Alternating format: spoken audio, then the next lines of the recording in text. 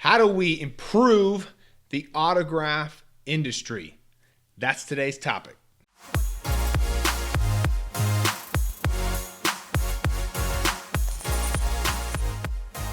All right, hey everybody, welcome back to another episode of the Power Sports Memorabilia Show. I am your host, Matt Powers. Thank you again for joining me. If you guys can, visit the website, powersportsmemorabilia.com. Also give me a follow over there on Instagram at Powers Autographs. And if you like this video, like this channel, give a subscribe, like, always appreciate that. Make sure you guys check out those new signings that we just posted there with Shaquille O'Neal and Allen Iverson, man. Two big ones. Ooh, man. Shaq, I'm stoked about AI as well. So this got me thinking, there's a lot going on in the autograph industry. I've been doing this for about 18 years now, so I've seen a lot, and there's a lot to improve on, and we have improved on a lot of the different things here. And that's what today's video is going to be about. The biggest complaints that I get, or it seems like I hear from everybody, are a couple things. Number one, autograph prices. Number two, autograph authentication. 3, autograph quality. 4, jersey prices. And 5, the lack of photos available for signings, okay? So I'm going to be touching on every one of these topics today and give you my opinion on how they can be improved. This is going to be a little bit longer video than I normally like to do, just because I kind of want to go into a little bit of depth on each topic. So I apologize in advance, but I'm going to try to move through it as quickly as I can and get right to the point with this stuff, okay? So first off, let's talk autograph prices. So some people understand that, a guy like Mike Trout can command a $400 plus price for an autograph, okay? And a lot of people don't understand that, and that's okay too, okay? So let's talk about, first off, why an autograph, or for a guy like Mike Trout, can command a $400 autograph price, okay? First thing, competition.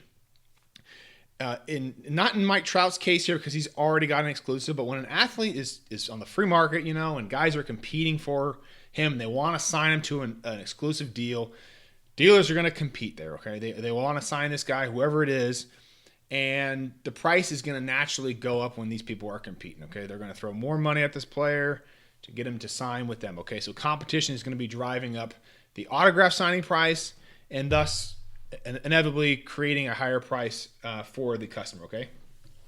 Also, you got to think about it too. Athletes nowadays make millions and millions of dollars. Guys like Mike Trout are making, what is Trout making now? $40 million or something like that? I mean, just an incredible amount of money. He's not making that much in 2020 because he's only playing a third of the year, but you get what I'm saying. These guys are making an unfathomable amount of money. And $1,000 or $5,000 or even $10,000 is just nothing to them, right? It's just, they're just not interested in doing any events where that's going to be the reward for them, okay? So, the days of guys going and signing for, or at least the guys that you want, for $500 or $1,000 is long gone, okay? These guys make way too much money nowadays, and it's like you and I going to do an event for $20 or $50, okay? It's just not that big of a deal for us. So guys are going to have to be getting paid in order to convince them to come do an autograph signing, okay? It's just the way it is, and it's just the reality right now. So what can be done about this, okay?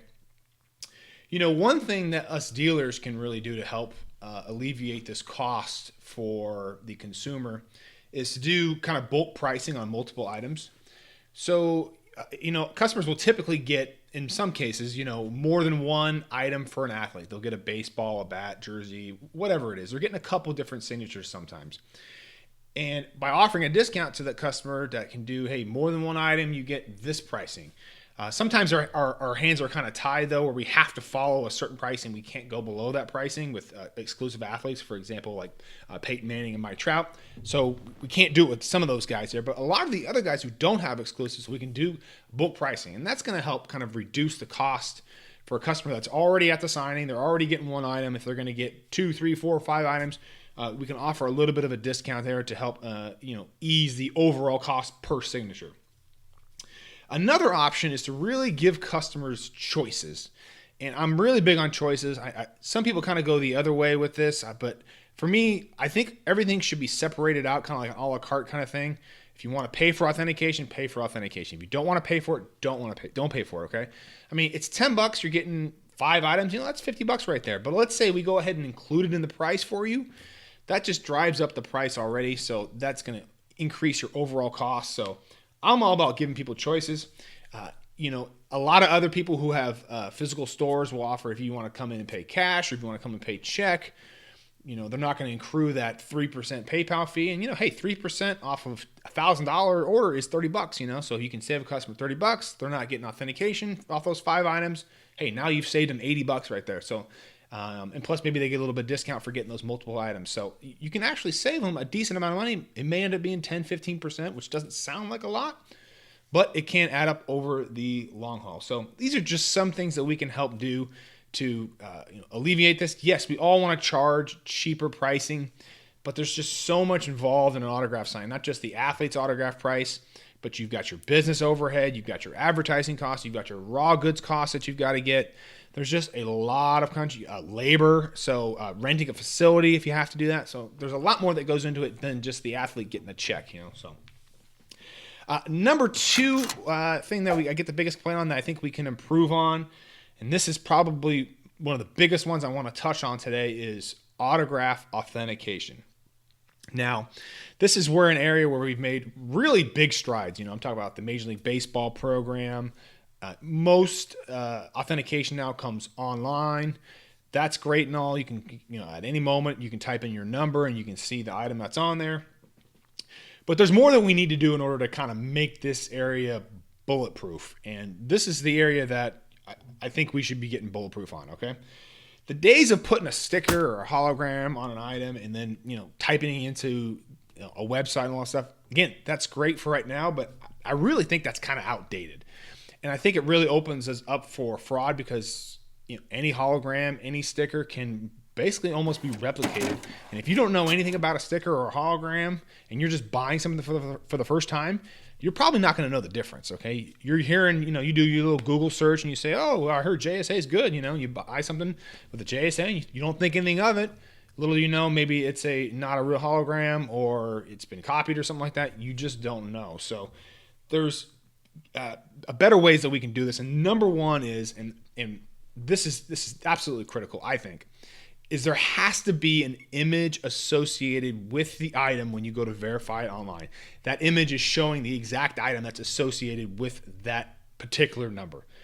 That is basically going to hopefully, remove them copying from these stickers and all these fake holograms and all that kind of stuff, because it's already got a picture of there on the exact item that's been signed, where it's been signed. You'll see the exact one. So not only would they have to copy the sticker, and also have to copy the autograph, and that's really asking a lot right there. You'll easily be able to tell if something is different in that particular instance there. So we got to have photos on the website there.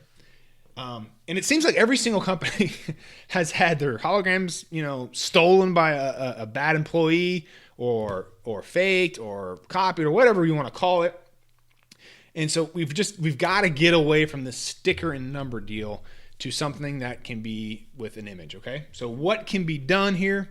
Again, I am no engineer. I am not Elon Musk. Okay. Let me just clarify that in case you were confused on that. I don't have an engineering background. Okay. But artificial intelligence is where it is now and where it's going to be in 5 or 10 years is going to be light years from where we are today.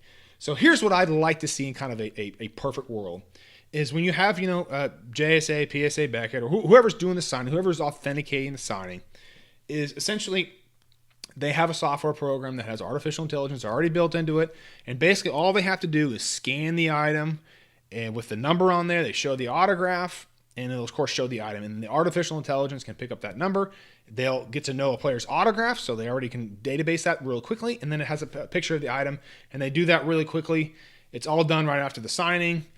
No problems, and that would be the ideal thing that I would like to see.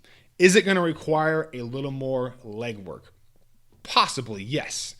But here's the thing is, if JSA is charging, whatever it is, $8, $10 or something like that, if you can get something like this for $12, would you pay the extra $2 to have something that cool where you can actually see your item online and have a visual image of it or even a video of it online?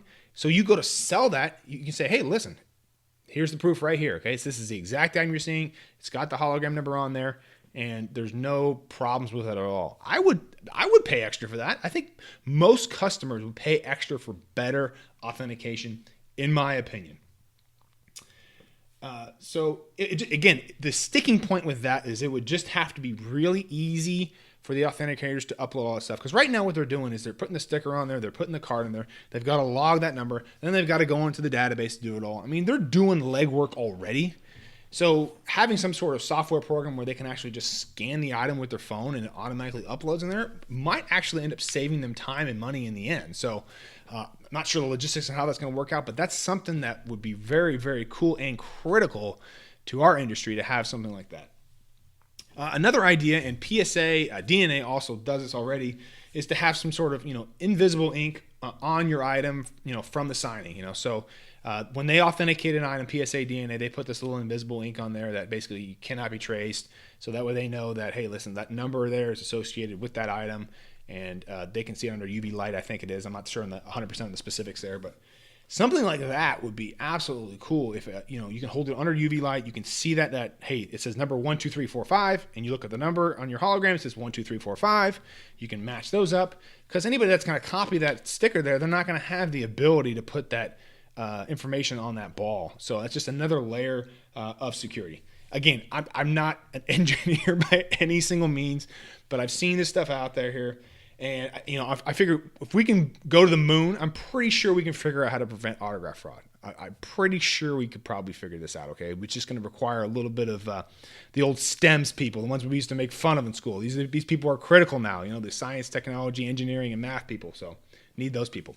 All right, number 3, and this is probably one of the bigger ones for every single signing that we do, is autograph quality. It's just the one that we just don't have complete control over, because you've got the pen, you've got the athlete, you've got the surface, you've got the item. There's just so many different variables that go into the autograph quality. Okay, but one big issue here is the biggest complaint is what an athlete's autograph looks like. Now listen, an athlete's going to sign how they want for the most part. Okay, that's their signature.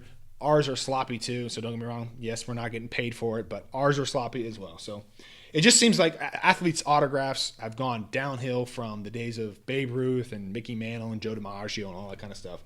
And this is mainly due to athletes, signing extreme amount of items in a short time frame. Okay, it goes back to what I was saying when they were getting paid. If they're doing a 2-hour event, they command X amount of dollars for that 2-hour event. And as a dealer, it's like, well, if I got 2 hours with this athlete and I'm already paying an X amount of dollars, I want to get as many items as I can within that 2-hour window. Okay. And a lot of this is due to laziness on the athlete's part, of course. They don't really care what the final product looks like. They've already got paid. They don't have, any fight in the dog anymore. They're done. That's it. They've gotten their pet money. So that I totally get and understand. I get their angle too, is being paid a couple grand, for some of the lower guys is not really all that big of a deal, and it's not all that exciting to sit around and sign autographs. But hey, listen, you agreed to do it. You should put forth your best autograph if possible. So what can be done about this? Well, first off, dealers need to try to do their best to set the expectation with the athlete about the quality of the graph, and you can do this in a kind and professional way. You can do this with talking with the agent as well, but build up some rapport with the athlete, and say, hey, listen, our customers are really excited to come meet you here. You're one of the fan favorites here, and they've got some items they're working on. They'd really appreciate if you if you gave them a nice autograph today. That's what they really came for, and just build it up for them, and make it exciting for them to be there, and make them feel good about being there, so they can give you the best autograph possible for the customer. So that's definitely something that we can do, and at least bring it up in the conversation so the athlete is aware that you are aware that hey, I know that you know that we know that we know that we want a good autograph here, kind of one of those deals. So, and don't be afraid. And this is what I think it gets really sticky, and a sticky point sometimes is, don't be afraid to tell the athlete that autograph sucks. That's too sloppy. No, that's not going to work. And again, you can do this in a kind and professional way, make it funny, however you want to do it. But if we can do that as dealers and say, hey man, if we could, make that a little bit bigger or make that a little bit cleaner, that'd be great. Some sort of way to, encourage them to do a better autograph. I think that is going to be great for the end customer. I really think that is going to be critical. The authentication, of course, also making sure that we get a nice autograph for everybody. But again, speaking with the athlete's great, but also speaking with the agent too. Anybody that this athlete actually listens to, whether it's their wife that's there, sometimes it's their brother, or best friend, whatever it is build some rapport and say, hey, if we can get a really nice quality autograph today, that'd be great, So we are essentially the first line of defense, really. First line of defense. I feel like we're at war here, we're just getting autographs, but again, we should do everything we can to make the customer happy and get the best autograph as possible. Here's one thing that I absolutely love, and I'm just going to touch on it here for a little bit. And again, going back to choices, is giving the customer a choice of autograph. Now, listen, I understand that the athlete's being paid for the autograph. They should give you the best autograph possible. We've already touched on some reasons why that may or may not happen. But I really like, for example, like Mike Trout. He gives a price that you can do for the full name autograph. It's Michael Nelson Trout. It looks beautiful. People really like it. Yes, it costs extra. But if you're really that gung-ho about getting the best quality autograph, I'd like to at least see you having the option to be able to purchase a full name. Now, usually it's like an extra inscription cost, but I'd like to see it on the menu there saying, hey, listen, this is our standard autograph. Here's what it looks like. If you want a full name autograph, here's what that's going to look like. And then give the customer the option on what they would like to choose. I think that would be a lot more transparent with people, and they can see exactly the type of autograph they're going to get before they buy. And then also see what they can upgrade to. If you want the full name Shaquille O'Neal autograph, where he writes out every single letter. He doesn't even do that, but that's just an example. I think people would really dig that, and people would really be excited about that and be empowered by that because they actually have a choice now and they can see what they're buying kind of beforehand. Because an item's not autographed yet. Yes, you can go and see what another athlete's autograph looks like, but they haven't signed that particular item. Their autograph may change that day, So if you ever seen Manny Ramirez's autograph, it changes by the hour. So it would be just a super cool to have them give that option there. Plus, the athlete may actually be really enjoying it because now they know, hey, listen, I'm getting paid for this better autograph. Hey, I win, you win. Everybody's happy. Everybody knows what they're getting. It's a win-win deal, So, but at the end of the day, hey, it's their autograph. They're going to do what they want.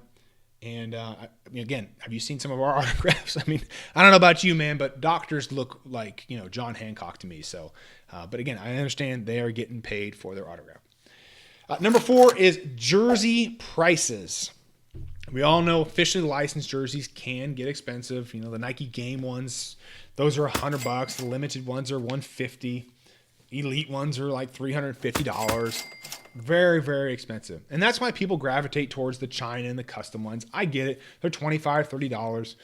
Extra $50 for a jersey or something like that is pretty steep for some people. Totally get it. Understand. What I really would like to see here is give jersey companies getting a cheaper jersey option for the customer. Now, here's what customers mainly want: is they want a jersey that has a sewn-on number on it. Okay, that's pretty much all they care about, right? That allows for the best quality autograph, which, as we discussed today, is what customers really want. They want a nice quality autograph. I'm not a jersey manufacturer. I've never made jerseys. Okay, I know the least thing about clothing. I don't even buy my own clothes. My wife Natalie buys them all for me. Okay, I haven't been shopping in years. I could care less about clothes. But here's the thing with jerseys is there's got to be a way to make the actual jersey itself out of the cheapest possible material. Just a color of whatever the jersey is. We can even get rid of the patches and all that kind of stuff. You can keep the NFL logo on there. That's fine. But just have the player's name on it and a nice sewn-on number that looks nice. I think we can do that and get to the $60 to $75 range if possible. Yes, by reducing the price, these companies are not going to be making as much money probably per unit. I totally get that. Plus, you've got licensing costs and all that other kind of stuff that's involved in it. But I think at the end of the day, if you had something you called the autographed jersey, where it doesn't really fit well, maybe it's kind of cut short here, whatever it is, but it's a cheaper jersey that we use for autographs. and sell that one as the autographed jersey, even branded as that, I think people would really start gravitating towards it because people want official licensed jerseys. They want a nice quality jersey. They just think they're overpriced. And I agree on the most part for some of them, the elite jerseys at $350 or whatever they are. Yeah, that's a tank of gas. I mean, it's a huge tank of money right there. I mean, it's huge. Totally get it. So again, if we can get to that $50 to $75 would be absolutely cool. And I think you'd have we actually kind of corner the market on a little bit of things, whoever can manufacture these jerseys. Again, it comes down to licensing and all that kind of stuff. But there's got to be a cheaper material that we can use in order to help reduce that cost. Like I said, leave the patches off. Whatever we can do to get that price down. Patches we know are expensive, plus you got to sew them on and all that kind of stuff. So, and also one thing I would really would like to see is typically when a dealer like myself wants to go buy officially licensed jerseys from someone, this isn't true for every situation, but for the big players, it is. You're going to have to pay a minimum of $1,000, right? $1,000, and then you can go ahead and buy them at wholesale, which is, a decent discount, but not great by any means.